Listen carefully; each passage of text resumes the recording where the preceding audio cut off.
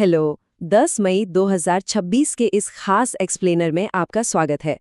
आज हम दुनिया भर की कुछ सबसे अहम घटनाओं को डिकोड करने वाले हैं।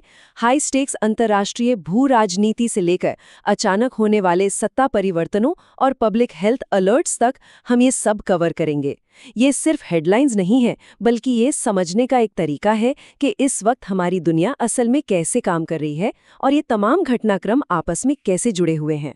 तो चलिए बिना किसी देरी के शुरू करते हैं। आज के हमारे इस एक्सप्लेनर के मुख्य बिंदु कुछ इस तरह हैं।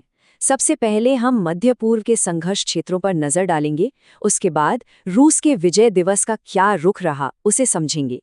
फिर भारत में हो रहे नेतृत्व परिवर्तन पर बात करेंगे। वहां से हम एक क्रूज शिप पर फैले हंटा वायरस के प्रकोप को देखेंगे और अंत में संयुक्त राज्य अमेरिका के कुछ अहम घरेलू अपडेट्स पर चर्चा करेंगे। शुरुआत करते हैं हमारे पहले टॉपिक से, मध्य पूर्व के संघर्ष क्षेत्र। यहाँ की स्थिति इस वक्त बेहद नाजुक और तनावपूर्ण है। अब इस इलाके की अस्थिरता को समझना थोड़ा ट्रिकी है, क्योंकि यहाँ एक साथ दो बिल्कुल अलग तरह के घटनाक्रम चल रहे हैं। एक तरफ देखिए, अमेरिका और ईरान हॉर्मुज़ जलडमरू मध्य में एक बहुत ही नाजुक युद्धविराम के बीच कूटनीतिक टाइट रोप पर चल रहे हैं, जहां अभी एक शांति प्रस्ताव पर प्रतिक्रिया का इंतजार किया जा रहा है। वहीं दूसरी तरफ तस्वीर बिल्कुल अलग है। इजराइल के मामले में सीधे तौर पर सैन्य अभियान चल रहे हैं। दक्षिणी लेबनान में हिजबुल्लाह के खिलाफ और गाजा में कार्रवाई जारी है। लेकिन दिलचस्प बात यह है कि इसी गोलाबारी के बीच अमेरिका, इजराइल और लेबनान कूटनीतिक वार्ता भी कर रहे हैं। ईरान वाले हिस्से को थोड़ा और गहराई से समझते हैं। यहाँ सबसे बड़ा फ्लैश पॉइंट है हॉर्मुज़ जलडमरू मध्य। यहाँ सिर्फ तनाव की बातें नहीं हो रही, बल्कि झड़प की वास्तविक खबरें आ रही हैं। ईरानी झंडे वाले तेल टैंकरों पर अमेरिकी हमले हुए हैं और एक सक्रिय नाकाबंदी चल रही है। अब जरा सोचिए, इसका सीधा असर हमारी ग्लोबल शिपिंग लेन्स और सप्लाई चेन पर पड़ सकता है। और इसी पूरी स्थिति को देखते हुए राष्ट्रपति ट्रंप ने एक बहुत ही स्पष्ट और सीधी चेतावनी दी है कि अगर जरूरत पड़ी तो अमेरिका फिर से कार्रवाई शुरू कर सकता है। स्थिति वाकई गंभीर है। चलिए अब मिडल ईस्ट से निकलते हैं और अपने दूसरे टॉपिक की तरफ बढ़ते हैं, रूस का विजय दिवस और इसके जरिए पश्चिम को दिया गया एक कड़ा संदेश।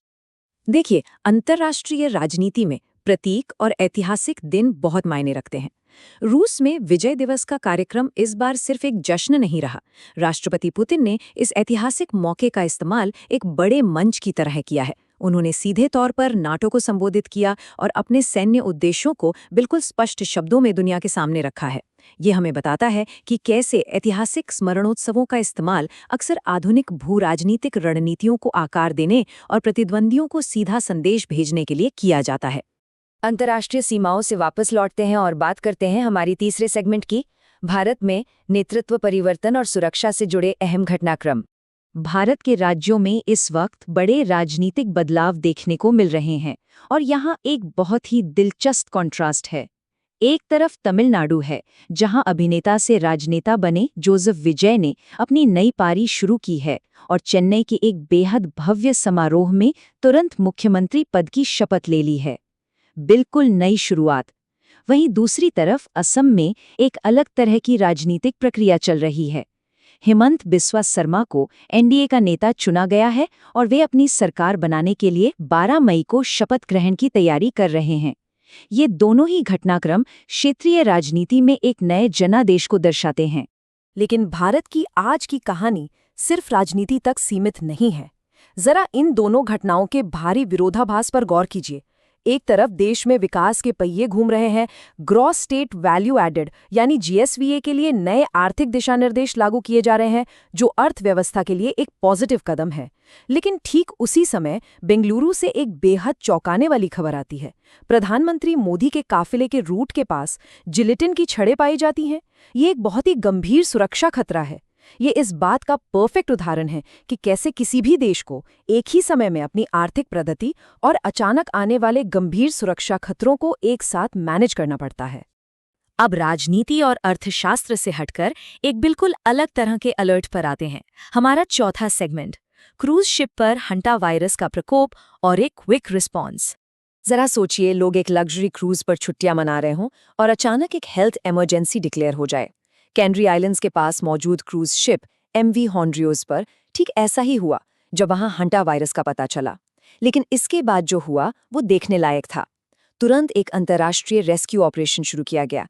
यात्रियों को तेजी से इवैक्यूएट करके मैड्रिड ले जाया गया, जहां फिलहाल उनका क्वारंटाइन और इलाज जारी है। अच्छी बात यह है कि सीडीसी ने आम जनता के लिए इस जोखिम को कम बताया है, लेकिन ये घटना हमें याद दिलाती है कि आज की इस सुपर कनेक्टेड दुनिया में समंदर के बीचों बीच होने वाली एक छोटी सी स्वास्थ्य घटना भी कितनी जल्दी एक इंटरनेशनल रेस्क्यू ऑपरेशन में बदल सकती है। और अब पहुंचते हैं हमारे आज के आखिरी सेगमेंट पर, संयुक्त राज्य अमेरिका के घरेलू अपडेट्स, एक ऐसा राष्ट्र जो हमेशा एक्शन में रहता है। अमेरिका की आज की खबरों का जो ये मिक्स है ना, ये सच में एक अजीब सा विरोधाभास पेश करता है। एक तरफ रोजमर्रा की जिंदगी और परंपराएं चल रही हैं, जैसे व्हाइट हाउस में मदर्स डे को लेकर सकारात्मक संदेश और मान्यताएं जारी की जा रही हैं। वहीं फ्लोरिडा की राजनीति में एक बिल्कुल ही अलग ड्रामा चल रहा है, जहां पूर्व राष्ट्रपति ट्रंप की एक विशाल सुनहरी मूर्ति का अनावरण किया गया है। लेकिन इन सब उत्सवों और राजनीतिक शोर-शराबे के बीच जमीनी स्तर पर गंभीर आपात स्थितियां भी हो रही हैं। मियामी बीच के पास एक नाव में भयानक विस्फोट हुआ है, जिसमें कई लोग घायल हो गए हैं, और उधर डेनवर में एक एविएशन इंसिडेंट यानी विमानन घटना रिपोर्ट की गई है। एक बड़ा देश एक ही दिन में कितने अलग-अलग स्तरों पर काम करता है, ये उसका एक शानदार उदाहरण है। तो 10 मई की इन तमाम वैश्विक घटनाओं को गहराई से देखने के बाद एक बहुत ही बड़ा और अहम सवाल सामने आता है। कोई भी देश एक ही समय में इस नाजुक संतुलन को कैसे बनाए रखता है? एक तरफ हॉर्मुज़ जलडमरू मध्य जैसे हाई स्टेक्स अंतर्राष्ट्रीय खतरों को मैनेज करना है, और दूसरी तरफ रोजमर्रा के घरेलू शासन, राजनीतिक उठापटक और हंटा वायरस जैसे अचानक आए स्वास्थ्य संकटों से भी निपटना है। यही वो जटिल तंत्र है जो आज की आधुनिक दुनिया को चला रहा है। इस सवाल पर जरूर विचार कीजिएगा। आज के इस एक्सप्लेनर में हमारे साथ जुड़ने के लिए आपका बहुत बहुत धन्यवाद। चीज़ों के पीछे की कहानी को ऐसे ही समझते रहें।